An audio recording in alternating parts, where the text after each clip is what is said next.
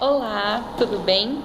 Para quem não me conhece, meu nome é Gabi Esquisato e eu sou terapeuta e instrutora de Theta Healing. Esse é um projeto chamado Só para Theta Healers e ele surgiu, na verdade, num conjunto de duas ideias. Eu recebo bastante dúvidas de terapeutas de Theta Healing do Brasil inteiro e do mundo também, e a gente conversa bastante sobre as nossas sessões. Eu acho muito importante ter essa troca, ter com quem conversar, ter essa comunidade da nossa profissão. E uma amiga me mandando uma dúvida esses dias, me mandou uma dúvida que eu já tinha recebido algumas outras vezes, e eu falei pra ela, olha, eu acho que eu vou gravar um vídeo sobre isso, que eu acho que eu vou conseguir ajudar muito mais pessoas do que ajudando uma a uma, né, pelo inbox, por exemplo. E como a nossa missão é ajudar o maior número de pessoas possíveis, surgiu esse projeto. Ele chama Só para Theta Healers e esse nome eu copiei de uma amiga minha. Ela é fotógrafa, ela chama Aline Leles e ela tem um projeto só para fotógrafos. E eu achei o nome interessante e copiei para Só para Theta Healers para esse nosso projeto. Bom, o vídeo de hoje eu vou falar sobre digging. O que é o digging? O digging, né, em português é escavação. Eu acho esse nome tão feio, então eu continuo falando digging. Mas é você cavar, é o processo de cavar até chegar na crença raiz que está criando aquela realidade de que o nosso cliente não está querendo mais viver, ele está querendo transformar. Muitas pessoas me perguntam um roteiro de digging, né? Eu, na verdade, tenho algumas perguntas que me auxiliam no digging, que eu ensino nos cursos e que eu vou compartilhar aqui com vocês. Vocês sabem que no Theta Healing a gente trabalha muito com a intuição. Então, estar conectado consigo mesmo, estar empático com o paciente vai ajudar muito também. Mas no começo eu entendo que um roteiro deixa a gente muito mais seguro para atender uma sessão, né? E lembrem-se sempre que a prática é o segredo do negócio. Lembrem o que a Havaiana fala, que nós estamos no Theta Healing treinando a nossa mente, o nosso corpo físico, para realizar o que a nossa alma, o que o nosso espírito já sabem fazer. Então, quanto mais vocês deixarem a alma e o espírito de vocês trabalharem na excelência, mais fácil ficará o trabalho. E tudo aquilo que a gente pratica, né? Quanto mais a gente pratica, melhor a gente fica. Então, praticar bastante. O digging, eu uso aquelas 5 perguntas que a Havaiana descreve no livro, que a gente tem nas apostilas também do DNA básico. Por quê, como, onde, quando, quem, o que, né? Essa já é a 6ª. Essas perguntas, elas nos auxiliam a tomar conhecimento de como foi aquela situação.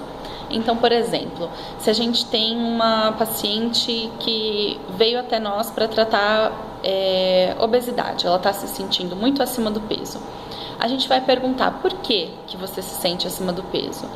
Aí vou fazer uma situação hipotética, que ela vai dizer, porque eu percebo que as pessoas falam, eu percebo no espelho, as minhas roupas estão ficando cada vez maiores. E aí você vai perguntar, e por que você sente que você engordou, você chegou a ponto de estar acima do peso? E aí ela vai dizer, digamos, porque eu não tenho disciplina para fazer exercício ou para me alimentar direito. E aí você troca a pergunta, e desde quando você se vê sem essa disciplina? Eu sempre fui indisciplinada. E aí vem uma pergunta que eu uso bastante, que é fora essas 5, que é quando isso começou? Quando você leva essa pessoa para quando aquele padrão começou, fica bem mais fácil de você pescar. Eu sempre uso a palavra pescar, né? De você pescar a crença raiz.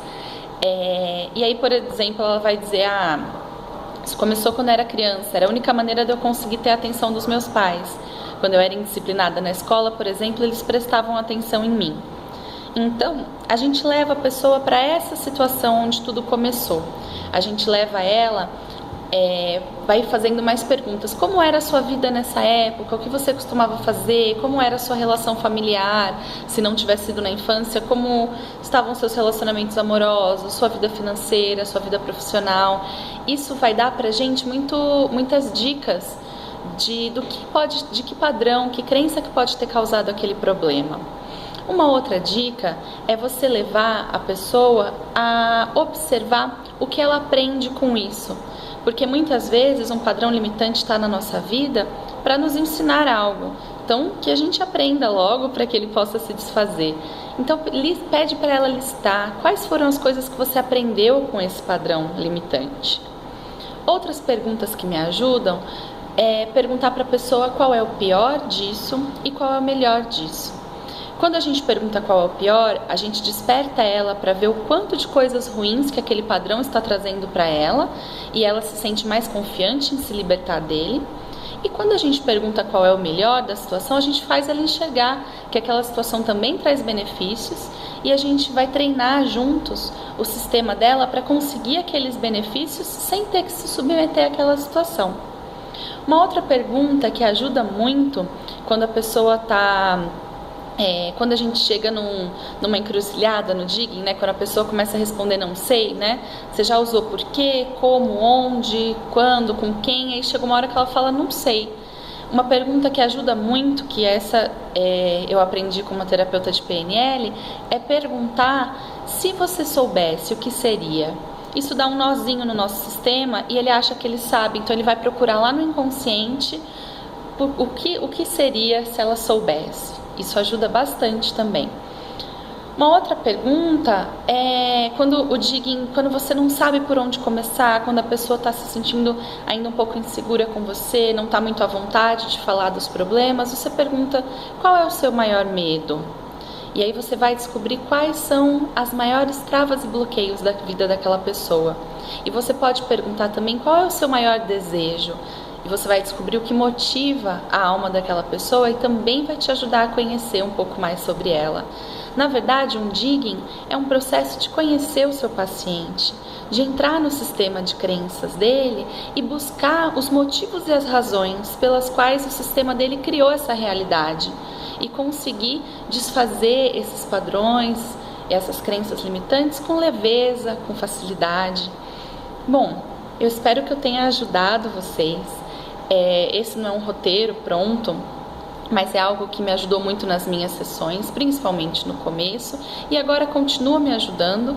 São ferramentas que a gente usa para auxiliar no atendimento do nosso paciente. Lembrem-se sempre de que a intuição vale mais que 1000 palavras, né? E que a prática vai sempre levar não a perfeição, que eu não gosto dessa palavra, mas a prática vai levar a gente a fazer o nosso melhor.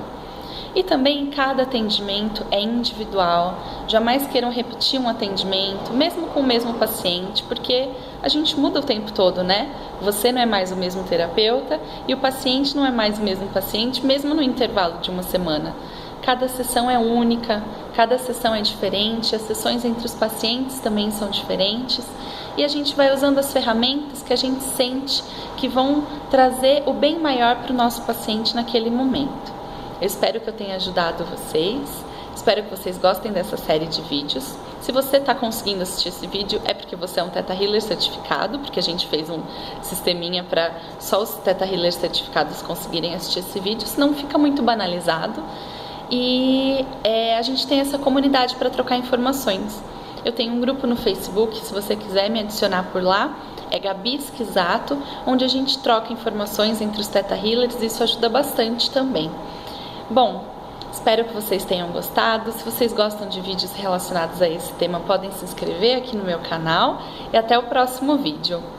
Um beijo!